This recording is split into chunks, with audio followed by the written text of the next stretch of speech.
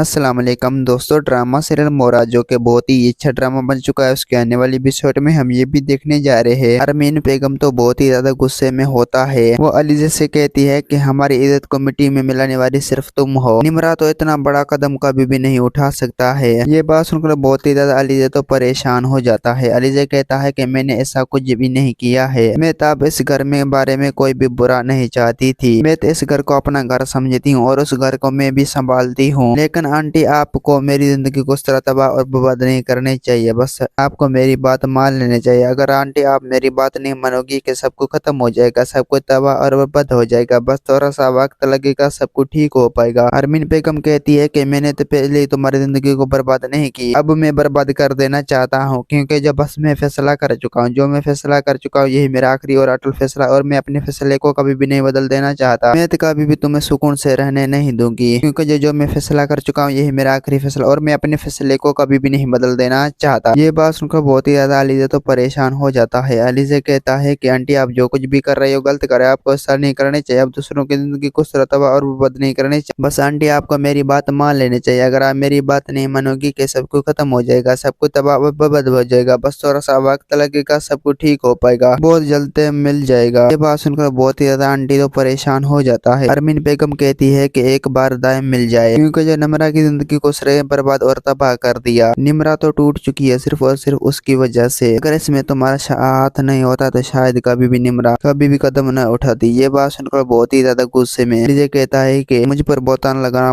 मत बंद करो। आंटी, आप जो कुछ भी कर रहे हो गलत करे, आपको ऐसा नहीं करने चाहिए। आप मेरी जिंदगी को तबाह और बर्बाद नहीं करने चाहिए। बस आपको मेरी बात मान लेनी चाहिए। अगर आंटी आप मेरी बात नहीं मानोगी कि सब कुछ खत्म हो जाएगा, सब कुछ तबाह और बर्बाद हो जाएगा, बस थोड़ा सा वक्त लगेगा, सब कुछ ठीक हो पाएगा। दोस्तों, उम्मीद है कि मेरा वीडियो आप लोगों को अच्छी लगी होंगी। वीडियो अच्छी लगी तो वीडियो को लाइक और चैनल को सब्सक्राइब। खुदा हाफिज़।